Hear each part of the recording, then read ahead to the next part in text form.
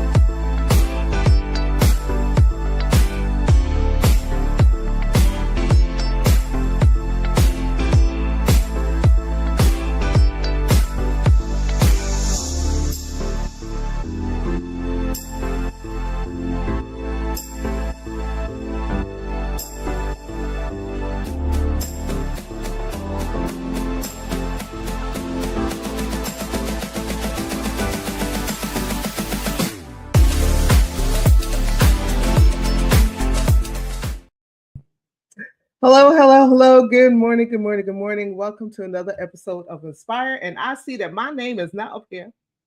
So let me fix that right quick. There it is.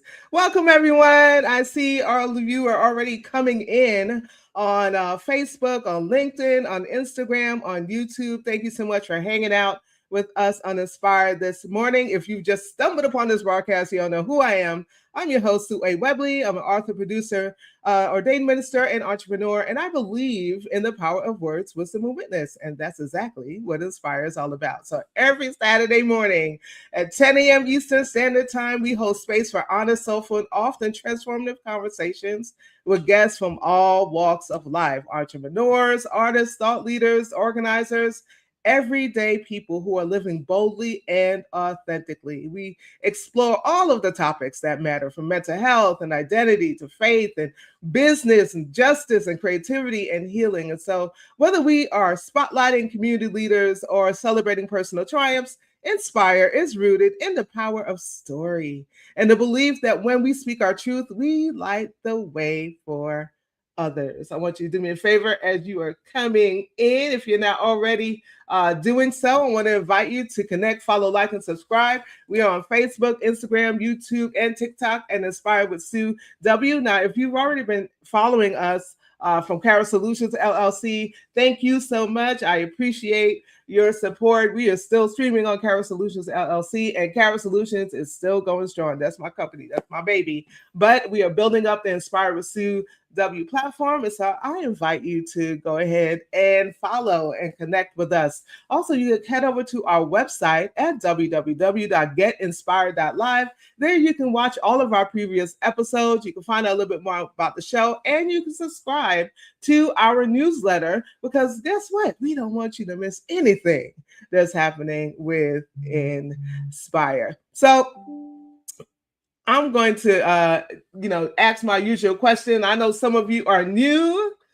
Thanks, love. I know some of you are new, but hey, Bishop Bonnie, I see all of you coming in. Now, you know what I'm going to ask. What are you sipping on this morning? What are you sipping on this morning? What you got in your cup, y'all? Do you have water? You have tea? Do you have coffee, orange juice, apple juice, a smoothie? If you got something stronger, listen, I'm not judging you, but I have coffee in my cup, as I always do. And this morning I feel a little tired, so I got some mushroom coffee in my cup. Listen, mushroom coffee, it is the absolute best. I want to thank my sibling, Dr. Renee Amin, for introducing me to this mushroom coffee. If you want to know what brand it is, let me know. Inbox me, because I'm not getting advertising coins.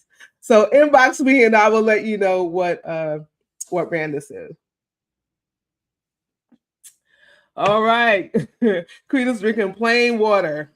Well, I hope it tastes good.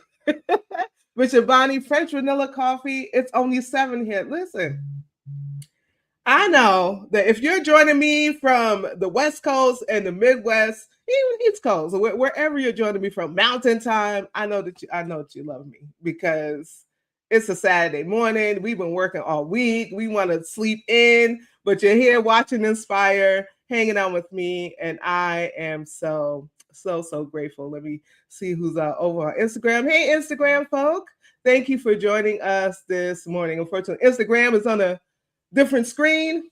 And so you'll see me pop over there every once in a while to greet the Instagram people. So before we move in today's conversation, I want to talk a little bit about the moment we're in. April has been horrific for Black women.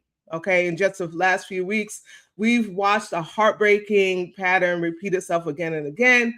Black women being killed, often by the very people who promise to love and protect them. And studies have shown that Black women in the United States are murdered at rates far higher than other women, and that most are killed by someone they know, often with a gun in the context of an argument. And this month alone, we have lost, and I'm going to call their names, right? I am going to call their names: Dr. Serena Fairfax, who was a dentist, a mother of two, and servant to a community in Fairfax County, killed in a murder-suicide by her husband, former Virginia Lieutenant Governor Justin Fairfax. I want to pause right here because, there are folk all over social media praising this dude, talking about, oh, yeah, Roland Martin, talking about they frat brothers, people, listen, I don't care what type of relationship that you've had with this person, right?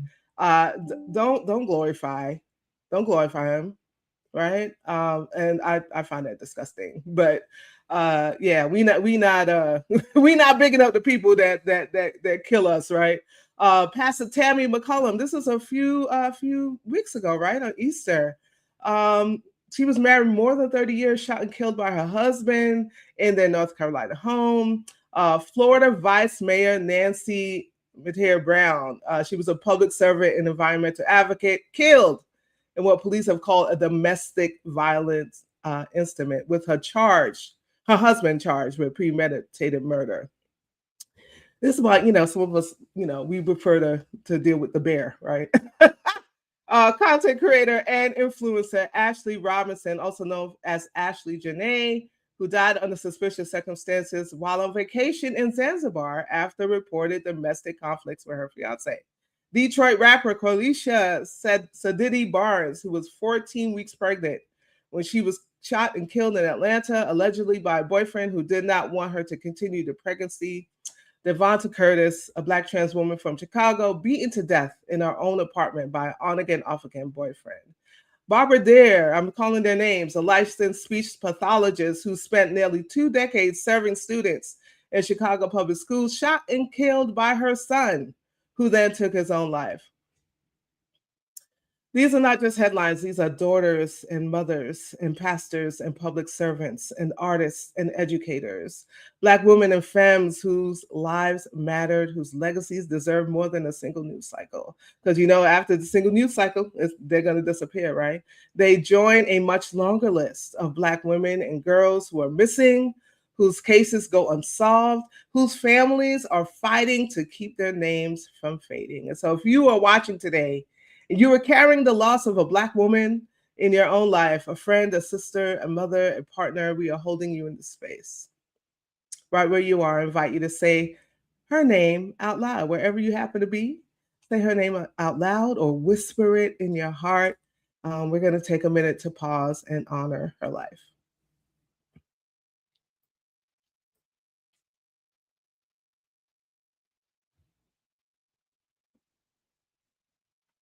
Thank you for taking that moment of silence with me. As we continue our Black Women's History Month theme, Black women sharing our stories, honoring our legacies, we are holding these women alongside the stories we share on this show. Part of resisting this violence is refusing to let Black women only be remembered in death. And so when we hear that theme, Black women in history, many of us think of big names, right? Think of big names, movement leaders, artists, political trailblazers, but there's a whole other layer of history happening in living rooms and hospital rooms and senior centers and assisted living homes where Black women are literally carrying our elders with their hands and their hearts. And for generations, Black women have been the caregivers of this country, raising children that weren't biologically ours, tending to elders who are often denied quality care elsewhere, holding the emotional, spiritual, and physical labor of families and communities. Too often, that work has been taken for granted, underpaid, and unseen. But there is a growing wave of Black women saying our care is valuable, our expertise is powerful, and we deserve to own the spaces where our people are being cared for. They're moving from just doing the hands-on work to owning the homes, leading the teams, purchasing the properties, and designing systems that protect our elders' dignity. Let me show you our guest today. Our guest today is one of those women. Flora Amadi is a purpose-driven entrepreneur, caregiver, and visionary, redefining what it means to lead with both compassion and authority. As co-owner of Heaven's Hands Assisted Living, she's built more than just a care home. She's created a space where dignity and grace and personalized attention are the standard, not the exception. She is also the founder of a line management company where she brings that same precision and heart into the world of business operations and real estate, building systems, leading teams, and turning vision into structure that actually works. Flora doesn't just run businesses, she builds environments that work, grow, and last. In a world where Black women are often expected to give endlessly and own nothing, Flora is shifting the narrative, showing up as a Black woman in healthcare and real estate who is claiming her voice, her value, and her right to build legacy. Today, we're going to talk about what it means to move from caregiver to owner, how she protects her heart while doing such emotionally heavy work, and what it looks like to co-lead with a spouse without losing your own voice, how she's building legacy for her family and her community through care and through property. So whether you're a caregiver, my friends, an entrepreneur, a ministry leader, or just someone trying to figure out how to turn your calling into something concrete, this conversation is for you. Stay with us. When we come back, we'll be joined by Flora Amadi, co-owner of Heaven's Hands Assisted Living and the founder of a line management company. A safe haven for the elderly. This facility in Prince George's County gives me the sense of safety and security, knowing that my mom is here. Donisha Cruz is the only daughter of a 71-year-old who was diagnosed with dementia. Cruz recently enrolled her mom in Heaven Hands, a new Black-owned assisted living facility that's working to provide luxury and affordable care to seniors. Cruz says this facility that offers amenities, toiletries, and meals is a lifesaver. She can finally move her mom from a facility over 2 hours away to a home only 15 minutes away from her. You have a facility like Heaven's Hands. I'm able to keep eyes on her with people that I know love her and trust. And you have that small ratio, whereas she's not 1 to 10. The assisted living facility is a 5-bedroom and 4-bath home with a jacuzzi, some private and shared bathrooms, and motorized beds. The home also offers 24/7 care to include medication administration, help dressing, grooming, activities, and hair and nail care. The owners of Heaven's Hands say this work is personal, especially after seeing their parents receive care that was not always up to par. I would go to the nursing home and see that literally his underwear is soiled. His hair hasn't been cut in weeks. His nails aren't groomed, and so there's dirt under his nails. And so those things make you feel loved. Big Samadi says providing this type of care to others is their life's purpose. I do believe it's our duty to create heaven on earth, to really create what we want to see in the world. And this is our little part in contributing towards that. A goal that is already met by the ones that have felt the touch of heavenly hands. She has people that look like her. She feels that positive, loving energy. And this is what my mom deserves. Heaven's Hands plans to welcome Medicaid and Medicare clients and expand to have multiple facilities to meet the need. In Capitol Heights, I'm Anaya Falcon, CTV News. Good morning, Flora. Thank you for joining us Good today. morning. Good morning. It was so beautiful seeing that again. I don't know. Uh, it was a good feeling watching that. Thank you. Thank you for having me. You are very welcome. Before we get into our conversation today, you got something in your cup over there? You know, I know I was supposed to have something in my cup, but I got a little sun kiss. Okay. I really, but I was supposed to have water, but I have sun kiss today. Whatever. Is that stuff is great? Yes. Listen, that is okay. That is okay. Thank you for You're sharing welcome. So, yeah, let's jump right into it. I'm so excited to have this conversation with you.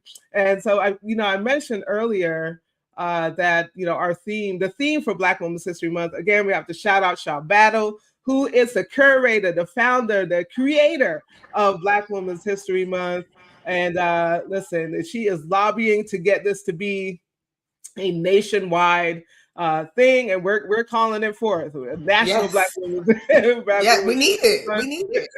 Yes, we absolutely need it. And I know we just came from March Women's History Month, and people's like, why you got to separate? Because we need to. All right, that's all I'm gonna say about that. So our theme is sharing our stories and honoring our leaders. And so when you hear that theme in the context, right, of your own life and work, what's the first story or image that comes up for you? You know, honestly, for me, when I hear that, the first thing that comes up is strength. It's being able to show up when things are hard. You know what I'm saying? I think about figuring it out in real time, caregiving, learning systems, making mistakes, and still choosing to move forward. That story doesn't always get highlighted, but that is the legacy. For me, honoring our stories means not skipping over the hard parts. It means saying, look, this is what it really took, and I'm proud of that, So that's what I see. That's what I hear. Yeah, I love that because you're correct. We often do skip over the hard part, right? Even though those hard parts are necessary, but people tend to see like I said, people tend to see the glory, but they don't know the story, right? Exactly. They don't know Exactly. everything that took place behind the scenes. They Nope. don't know the price that you paid to be Mm-mm. where you are, and speaking as someone who has struggled with like imposter syndrome, right? Listen, I might not be able to survive what somebody else went through and somebody else may not be able to survive what Exactly. I went through, right? To get to where I am. And I'm still learning, still growing. Like that process never ever stops. But you also said something about strength, and that brings to mind how we are often expected to always be the strong one. Yes. And so it's so funny you say that because I hesitated on saying strength, but I don't have a better word when it comes to this. That is literally what we have to do. We don't even have a choice. When you think about the many different hats that we wear, the different spaces that we have to be in, just the load that we carry, whether it's being a daughter, a wife, a mother, a friend, we have to take on so much and still push through and still preserve and still try to be these business women, great entrepreneurs, great working women with everything on us still. And so as much as like I said, I sometimes take this word strength, I don't know any other way to really speak on these experiences other than saying that you can't neglect it, you can't negate it. It's a part of our story. And so when you see someone's success, especially a Black woman, you have to look at her and say, wow, what did it take for her to get here? Yes, we see the glory, but do you have any idea what she not went through, what she pushed through to get there? And it's so powerful to me. So Yeah. And it's like stuck in this part of the conversation right now because part of that strength that we tap into as Black women, it's like we were taught that we didn't have like this whole thing about being soft, like having a soft life.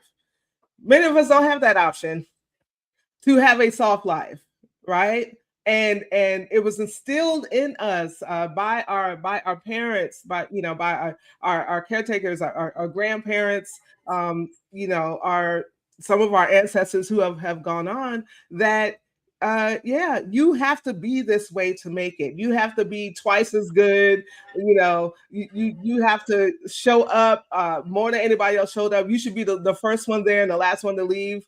And we take this to heart so deeply that we burn ourselves out. Some of us, Yeah. we're tired. Yeah. We're tired, Yeah. And right? when you said about the soft life, I feel like when it comes to that, I think there is a way to have a soft life, but our soft life is not defined by what society defines it as. We Mhm. have to come to a place where we redefine what that means, and that means what that means to us personally. I was recently having a conversation about expectations and what society says is right and wrong, or this and that. And there's so many things out there that like what a man's supposed to do, what a woman's supposed to do, what a soft life is. It's so many things that are projected on us, where we feel like sometimes we're measuring inadequately in terms of what it should be. Sometimes we do need to just take a step back and say, our lives may be chaotic, right? But what does soft life look to us? And to me, that might just mean being able to go get my nails done once a month, or Mhm. being able to go get a massage once a month. Like, it might not be the soft life where I get to kick my feet up and have somebody do all these things for me. Okay, fine. But what does it mean to me? And I think once we start to get more okay with our true reality and what that looks like, I think that could also help bridge that gap, because I feel like sometimes we get angry because we don't Mm. get to live this particular life that we want to live. So how Mhm. do we still make joy, be happy, and be grateful for the life that we do have, while still, balancing what we define as a soft life? So Yeah. Yeah. anyway, you said that would trigger a recent conversation. So I just wanted to, throw that out there. Listen, those are some salient questions, boy. And we could stay right there. We could stay Yes. right there for the whole time. And maybe we do need to have this like a deeper conversation. Maybe a panel or something, like a deeper conversation of what that looks Yeah. like, right? Yeah, for sure. And how we can navigate and maneuver so that we're not burnt out, so that we can let go some of the stuff that we continue to carry on our shoulders, right? And Yes. that the world expects us to continue carrying on our shoulders, right? Yes. Yes. um and so, to that point, many of us were taught to see ourselves as helpers, right? We help others, we take care of others, but not necessarily as a owner. And we know that especially over the last few years, with so many Black women being pushed out of the workforce, yeah, a lot of us are entrepreneurs, right? A lot of us have kind of leaned into our skill set, leaned into our areas of giftedness, and started our own thing. What would you say, Flora, helped you cross that line from I'm good for caring for other people to I can actually own and run my own business?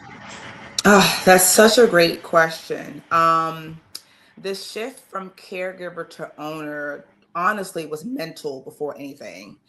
I had to stop seeing myself as just someone who's good at caring and start recognizing that I understood operations, I understood people, and I understood these things in a much deeper way. The biggest thing that I had to push through was doubt. Not just can I do this, or am I allowed to do this at this level? Because all those answers were yes. So ownership required me to trust my instincts, make decisions without always having to have validation, accept that growth while being uncomfortable. So I really looked at my life experiences. And oftentimes we don't realize that God has already put us in position to be able to do the things that He's called us to do. So when it came to that shift from caregiver to owner, it was more so like like I said, operationally, do I understand how things flow? Do I understand the needs of this population? What in my experiences did I see would help propel an individual in this position? What shortcomings did I experience? What things would I have loved to have? So it's almost about like figuring out how to build a system around people's needs and the care needs of that. So because I understood that, I decided that, you know what, I can do this. I get this, and I'm going to do it. Like, it is what it is. Let's do it. Let me try it scared, whatever the case may be. But I was confident that I understood what needed to be done. And like I said, it was mental before anything. Yeah. Thank you for sharing. Thank you for sharing with us. Hey, everyone. If you've just joined us, we joined us late. We are in conversation with Flora Amadi, and we're having a good conversation already this morning. So if you have a question or a comment for Flora, please go ahead and put that in the chat. Hey, Sissy. Hey, Pastor Tanya. It's so good to see you. I see you, Minister Dave, Tony, Elder Tressa. All of you are on. Thank you for joining us this morning. And again, shout out to those of you who are hanging out with us on the other screen on Instagram. We appreciate that you're hanging out with us. But again, if you have a question or comment for Flora, please post it, and we'll be sure that she'll get the opportunity to respond to that question or comment before we end our time together today. So before we started, I called out the names of some of our sisters who are now ancestors, right? When you think, and then we're going to get into all about the business that you have with that you co-own with your husband and your company, but when you think about the Black women, right, blood or chosen, who's still with us and who have gone on, whose shoulders that you stand on, who comes to mind? And how do you see their sacrifices and lessons showing up in the way that you lead today? Such a great question. I would have to say it would be my mother. I've seen my mother sacrifice so much. Whether it was her sacrificing her life to raise me in a certain kind of way, whether it was her sacrificing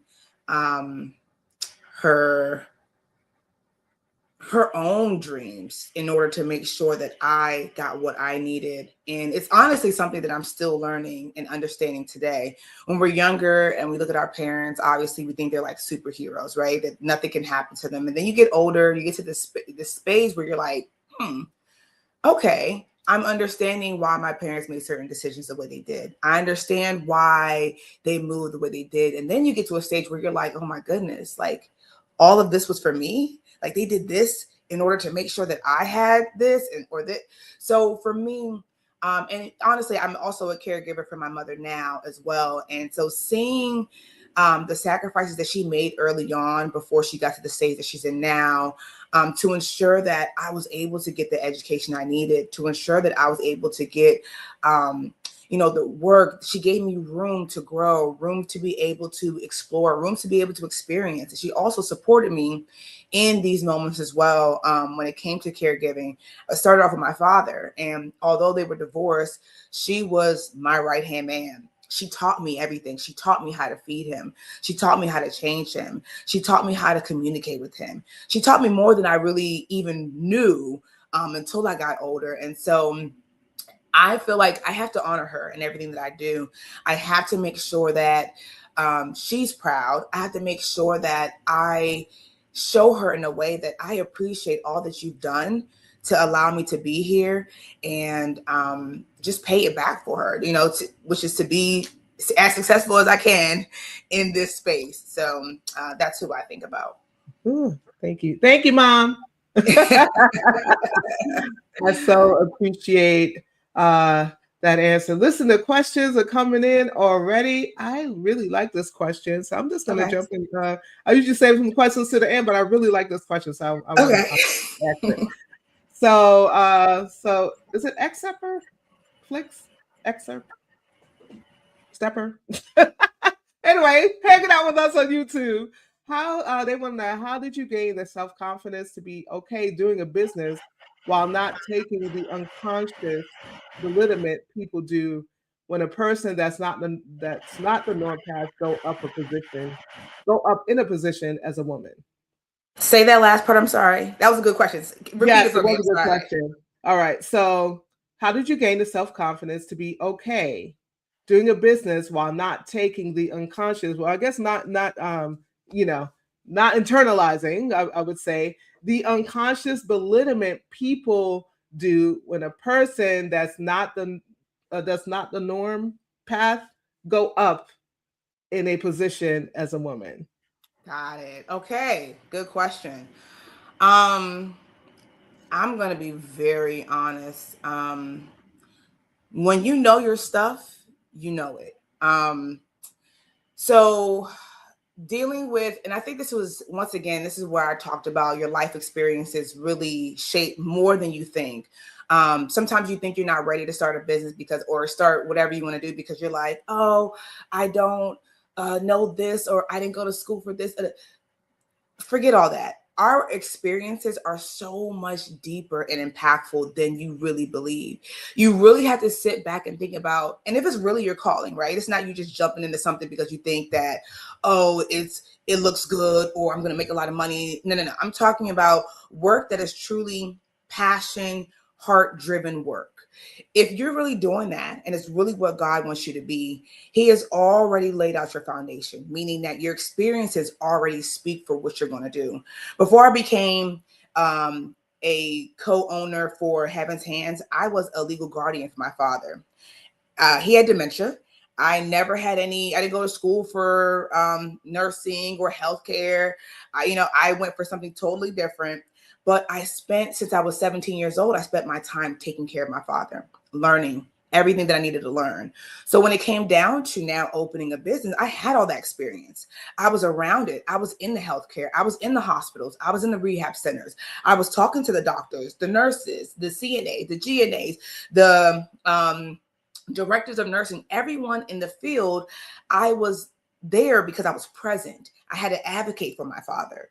So those experiences and everything that I went through, the good, the bad, the ugly, led me to feel like there's nothing that anyone can tell me that I can't do this work. I know what's needed. I've seen it. I've lived it. It's been 10 years. It's been, 12 years, however many years it was.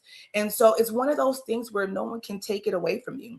That's my intellectual property that I built, and no one can tell me anything different. So I don't need this person to tell me this, or this validation. It doesn't work that way. When the families come, for example, now in my field, when they come and ask me questions, they think I'm some big whiz, that I just know all this stuff. And it's really, I go back to my experiences, and that's where I speak from. So when I'm able to speak on that, they're like, wow, oh my goodness, wow, that's so right. Okay, I didn't know that. There's a reason why God put you through what you did. And at the time, I didn't understand. I really didn't. I used to look around to my family, my other cousins and friends, and no one was experiencing what I was going through. And I used to ask myself and God, like, why? Why are you putting me through this? Why am I going through such a rough time? And so sometimes when we question why our lives are the way they are, why we're going through certain things, think about what experience is God trying to show you for you to now pay that forward to the next thing, to your next dream, to your next desire. So that's how I got my confidence. I hope that answers the question. Listen, it worked for me, and I need to put this up because it was so good. That response was so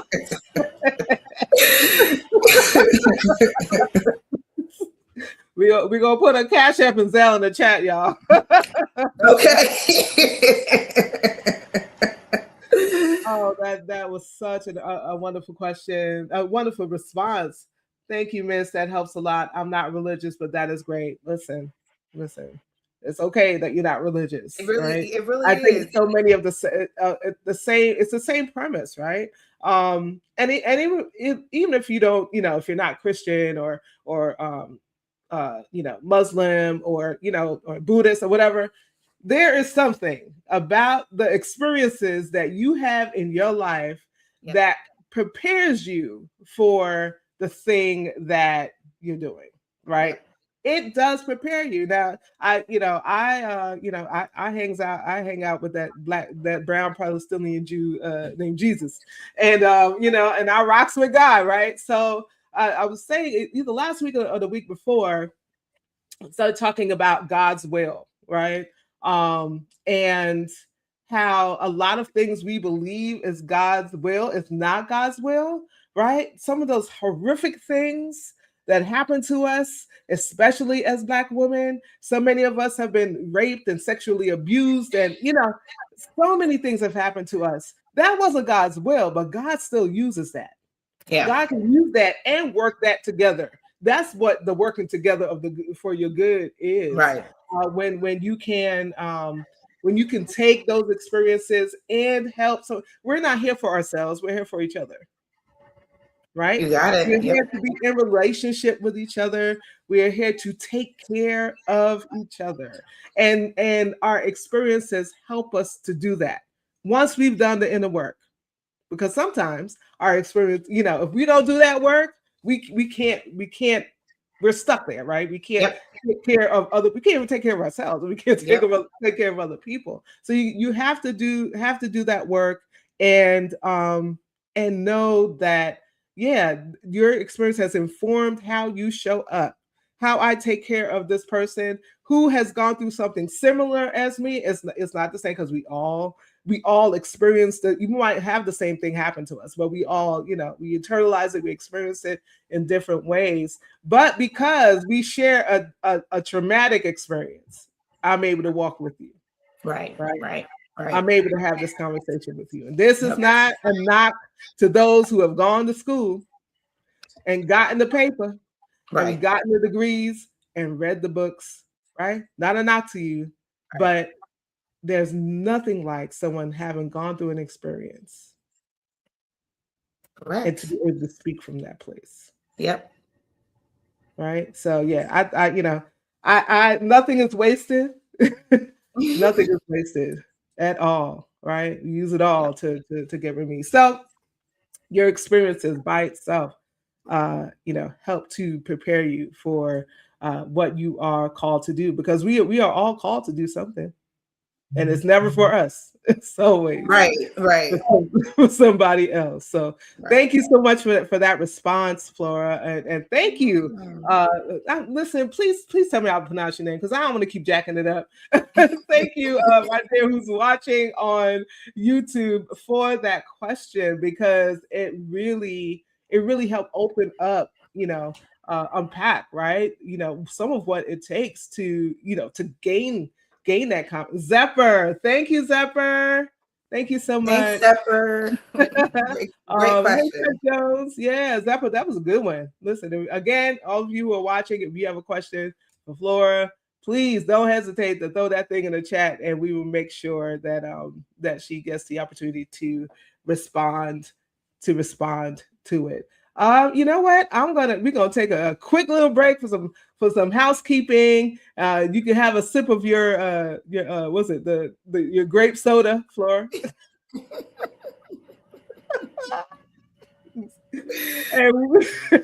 and we will be right back with some more conversation with Flora Amadi. Hey everyone, thank you again for joining us today. I want to invite you to connect, follow, like, and subscribe. We are at Inspired with Sue W on Facebook, Instagram, YouTube, and on TikTok.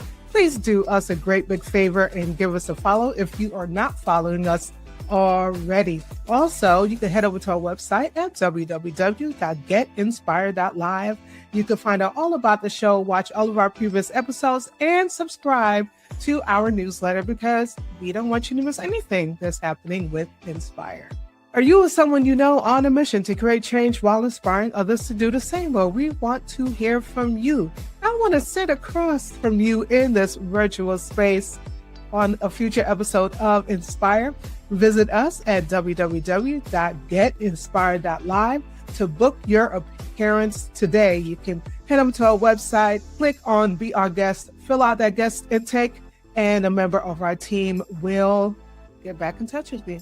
I can't wait to welcome you to a future episode of Inspire. Kara Solutions, helping you navigate the digital space with confidence. If you know me long enough, you know this is my baby. This is the one that started it all. Kara did turn 6 this year. We are so grateful for your support, and so many of you have told others about us, and we've been able to partner with so many wonderful organizations, individuals, and ministries just by word of mouth. So thank you again.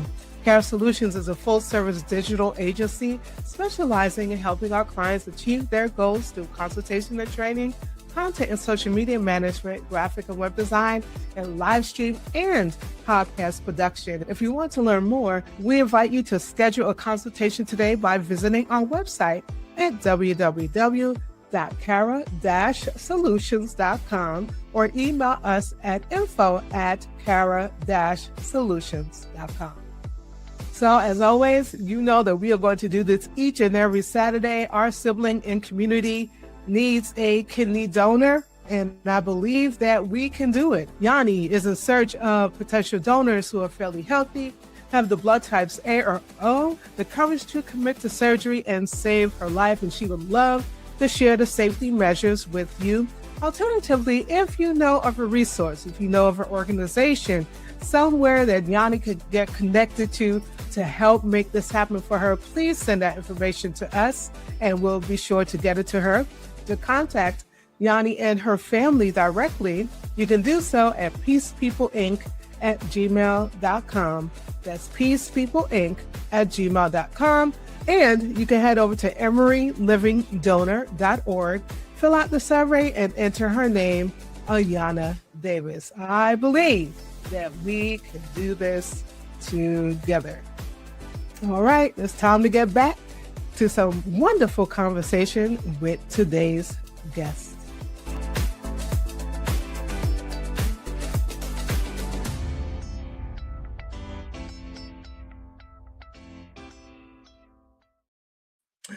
Welcome back. Welcome back, Flora. Thank you. I want to say I do have my cup now. Wait, we gotta put you solo layout so we can see what the all right. All right. Okay, and we do have water in here, which is what I should be drinking. So now the thing is, Flora, the water bottle is sitting next to my cup. Oh, I love it. There's water in the coffee. Okay. All right. Yes, thank you so much for this rich conversation so far. And so I want to talk about this work that you're doing with your husband. Tell us a little bit about, tell us a little bit more about this assisted living company and how it came to be, and how is it working this with your spouse? Yeah. So we became fully licensed last year in July. And this entire vision honestly came from a little bit of what I spoke about earlier, which is my personal experiences with my father and mother and his experience with his father as well. My husband's father had a stroke about 3 years ago, and he became paralyzed on one side, and he's had to, him and his brothers have had to become caregivers to take care of their father, and navigating through, once again, the healthcare system, going through rehabs and dealing with doctors and home health, all these sorts of things. There's been challenges, even though his mother is a nurse. And she's definitely been bedside with him this entire time. There were still things that she wasn't getting, even while being in these facilities. So those barriers really opened up his eyes to see, like, wow, this is, there is a lot more to healthcare. And when your parents get older and they have these disabilities, like, it's more than what the eye needs. And then similar to my story, my father was diagnosed with dementia when I was 17. I was actually the first one to diagnose him. He was 55 years old. And at that time, 55 is very young. This is back in 2009, 2010. We've gone so far when it comes to mental health since then. But back then, there weren't any like scholarly journals or people talking about dementia at that age. So I would do a lot of research trying to figure out what's going on with my father, look at his life patterns, the way he would behave. And I found out through just doing what my gut was telling me to do that he had suffered from a couple of minor strokes, which led to him having vascular dementia. So navigating that as a young kid, trying to care for him, also, be in school. And, we're not taught how to do these things. We're not taught like, oh, when your parent becomes sick, this is what you do. This is what you don't do. You don't. So I was learning and doing at the same time. And I made a lot of mistakes, but I was trying my very best. And so just going through all that, once again, nursing homes, rehabs, all that, I dealt with the worst of the worst. And I just didn't know certain things. And so all that led to us, fast forward to 2020, I want to say 2025, we decided that, you know what, let's do something. Let's do something for ourselves. And obviously my father passed in 2020. So I couldn't really do it for my dad anymore. But we knew this was a area and a need was, of this type of work. And especially for those who look like us to get the proper care. So we just decided to go forward with it. I was convicted. I was just like, let's, and then I told him about it. He got on board and he was with it as well. And so we started the work. And so my husband's also a realtor as well. And so that's why I plugged in his mug. Yeah. But he's a realtor. And so he definitely assisted when it came to finding the house. I mean, we were looking for a good facility for a while. We found the home. We did renovations. We had to go through the licensing process. And we really focused on it, so the whole process probably took us about 7 months to get it up and running. And then after we were up and running, after we did our grand opening in July, gracefully, we welcomed 4 residents in September. And we are a home that can hold about 5 residents. So we're about 80% occupied at that point, which is a blessing, So we've just been running right now. We're fully occupied. So we've been fully occupied since December. So we've been just, moving along, and, our families are happy. Our residents are happy. And, yeah, we just feel like we're really doing our part. So Wonderful. How is it working or being in business with your with husband? my spouse, with my husband, Yeah. I'll say this. It's you have to really understand boundaries, right? So we're partners first, regardless, whether, it's in business, in marriage, we're partners first. And we do have to find ways where we can't let the emotions at home overpack you at work. We can't let the business come too far in the house. And so it's really about just compartmentalizing things and ensuring that when we're dealing with business, this is our time. We schedule the time for business. And once that's over, we're done. We let it go. We move on. If we need to wait till we get home to have certain conversations, and my husband's big on that. He doesn't we're not at work or operating in the assisted living talking about personal things at home. No, it is separate, and if it tries to come up, it's like, no, let's table that. We'll talk about that when we get home. So he has done a great job of making sure that we have those boundaries. And of course, me too, but we just make sure that we keep business where it is and we keep home where it is, and we don't let the two really take over each other. So it's been okay. It's been okay. It hasn't been bad. It's been okay. And we've been able to make it work. Yeah. Wonderful. Thank you for sharing that with us. I see this question, Bishop Bonnie. We're about to ask it. We're about to ask you some questions. Listen, y'all on it today with these questions. So yeah, let's look at what Bishop Bonnie has said. She says, as a pastor caring for a woman from my church with dementia, I spent time in skilled nursing facilities, and I'm deeply troubled by how many residents have no visitors at all. They're living forgotten lives. And as women, we are often the ones who step in. We don't let people fall through the cracks, even when the weight is heavy. For those of us who feel compelled to care beyond our own loved ones, what guidance would you offer? And what does it say about us as a society? Oh my goodness, Bishop Bonnie, this thing has cut off that last part of your sentence, last part of your question. So please post that last part about society and responsibility. But for now, Flora, if you can respond to that first question, for those who feel compelled to care beyond their own loved ones, what guidance would you offer? I'll say this: being a caregiver is not easy. I can't sugarcoat that at all. So the first thing I will say is you have to give yourself grace. It's not an easy job. Even though you go to those skilled nursing facilities and you see some people who don't have visitors, sometimes it's more than what meets the eye. Um, and there are many things going on outside of what we may know. You know, they may not have family in the area. Their family may be, working to make ends meet because they're also in a situation. They might not have the resources to be able to go there as often as they can. And maybe the days that you're there, their times might be different. You may come in the morning, they may be coming in the evening.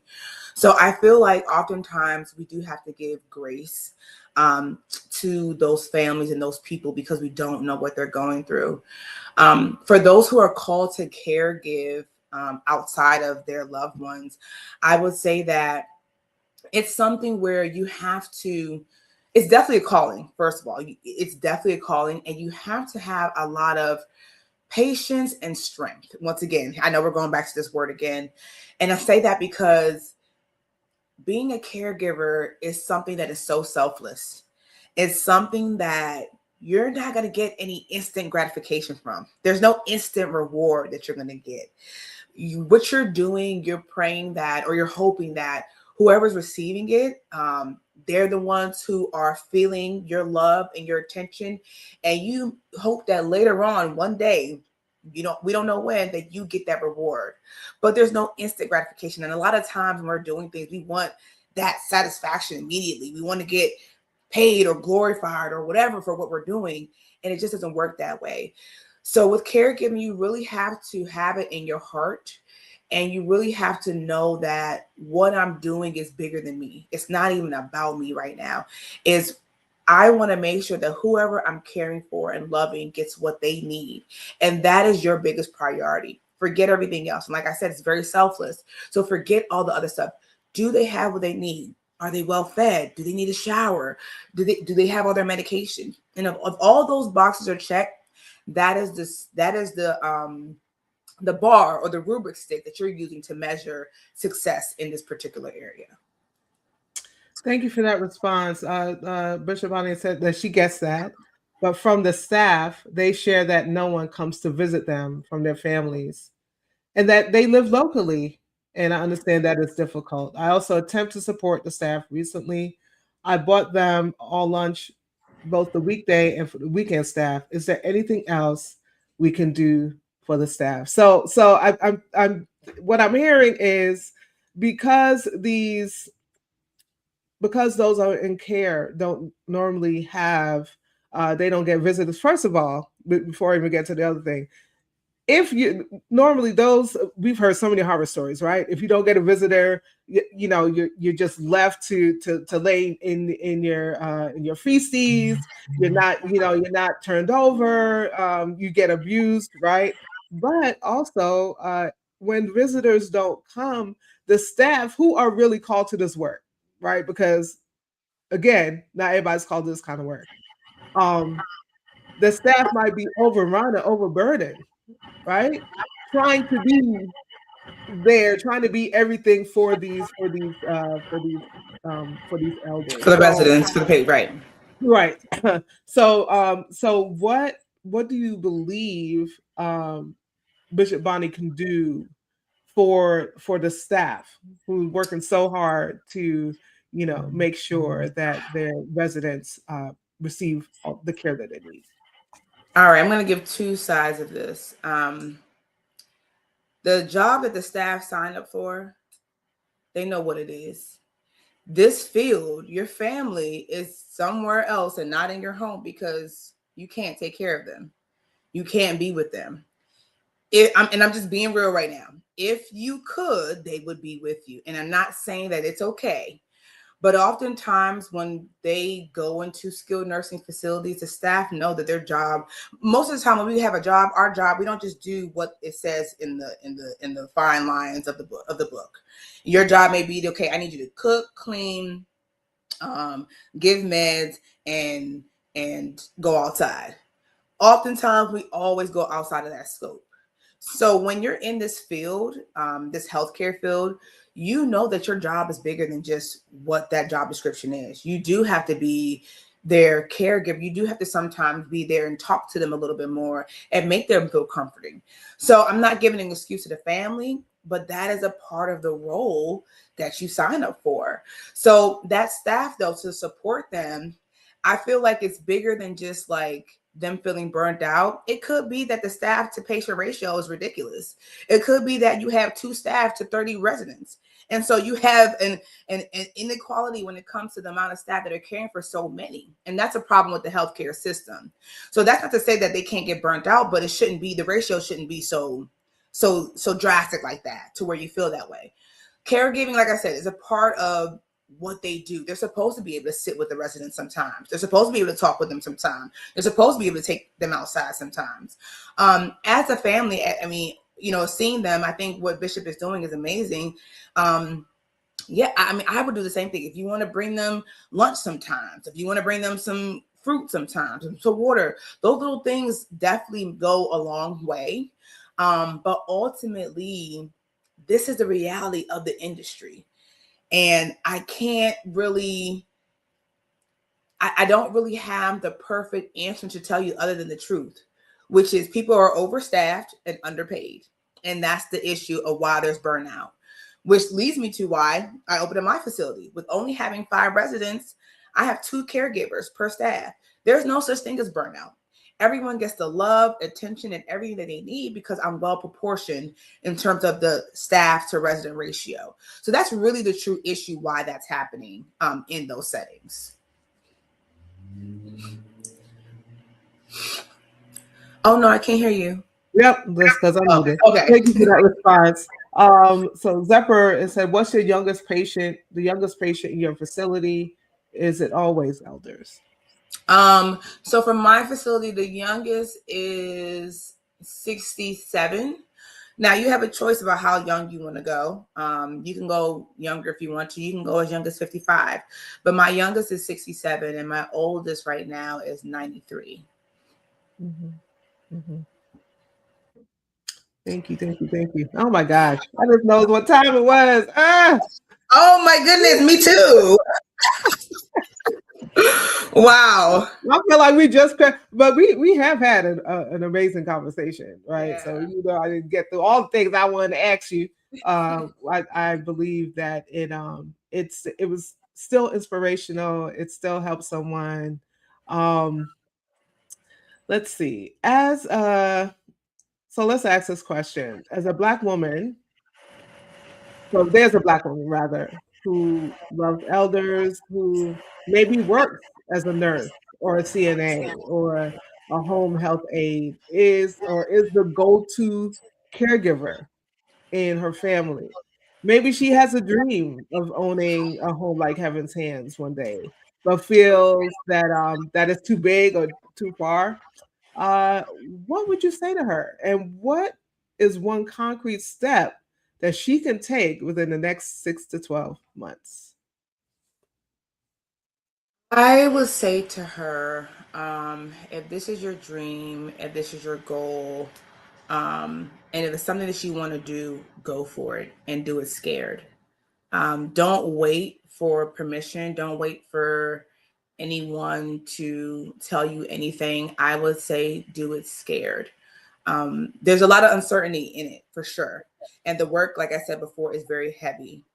But I would say definitely stay focused, stay faithful, and just, be motivated to see it through. The biggest thing that I would say to do right now is probably to learn the business. I would say if you're in the field, wonderful. Don't just be there observing or absorbing the residents, but also start to look at the operational side. See how they chart certain things. See how the flow of the actual business. Take yourself out of it and look at the different pieces of how things are coming together. Who calls the occupational therapist to come in? Who calls the x-ray? Who calls the doctor? What happens when there's an injury? What is the protocol in terms of what steps do we take? Do we fill out a form? Do we submit this here? Those operational measures are what's going to really propel you to be able to take your dream and your vision and make it real. So I would definitely spend some time, maybe 6 to 12 months, with intentional learning. I would definitely also start researching the licensing requirements, depending on what state you're in, what county you're in, and what you want to do. There's a lot of different regulations that come with that. So I would definitely maybe partner with somebody that already has a facility, maybe work at that facility, maybe a smaller setting so you can get to know the ins and outs. But that is what I would say. Definitely start to learn the operation side, because that's where your passion and the business will come together. Thank you. Flora, you've been a joy and a treasure. Thank you so much for joining us today. Tell the people where to find you. Yes. You can find me on Instagram at Flow Essence, and that's FLOESSENCEE. You can also search for Heaven's Hands Assisted Living on IG and I'm sorry, excuse me. Just like that, Heaven's Hands Assisted Living. We're available on Facebook. You can definitely go to our website. You can just Google us. We are just about everywhere. So I look forward to connecting with a lot of you. I'm an open book. So if you have any other questions or need resources, I am more than happy to point you in the right direction. I don't gatekeep. I believe that there's enough for us all to win. And I think there's a lot that we can give in this growing population and field that's never going anywhere. So please, if you're like she said, if you're compelled to do this work and you want to know how to get started, I am literally one message away. Thank you so much, Floyd. Thank you for saying yes to this work, right? And for yes to this work and yes to this conversation. And so you've reminded us today that Black women's history isn't just what we read in the books, right? It's being written right now in assisted living homes, right? Absolutely. And business plans and in every quiet decision to choose ownership. And you've shown us what it's like to move from caregiver, right, to building something that you own, to build environments where our elders are treated with dignity, and to think about legacy, not just in terms of income, but also in terms of impact, right? Absolutely. So for those of you who are watching, if Flora's story spoke to you today, don't keep it to yourself. Share this episode with another Black woman who needs a reminder that her gifts are viable and that ownership is possible. And we here at Inspire, we're committed to lifting up stories like this every single week. So if you haven't already, make sure you're following the show and join us again on Saturdays at 10 a.m. Eastern. Take a moment this week to honor a Black woman in your life, right? Call her, text her. Sow into her vision, sow into her dream. Sowing, if you don't have money, sowing might just be sharing, right? Sow into her because our history and our future are carried in their hands. So we are cheering you on. We look forward to hearing more about the other facilities that additional facilities that you're going to be opening. Flora, thank you again for joining us today. I am Sue Webley. This has been Inspire, and until next time, I want you to stay lifted. I want you to stay motivated, but most of all, I want you to stay inspired. I will see you again next week. Thanks again, Flora. You're welcome. Bye. Thank you.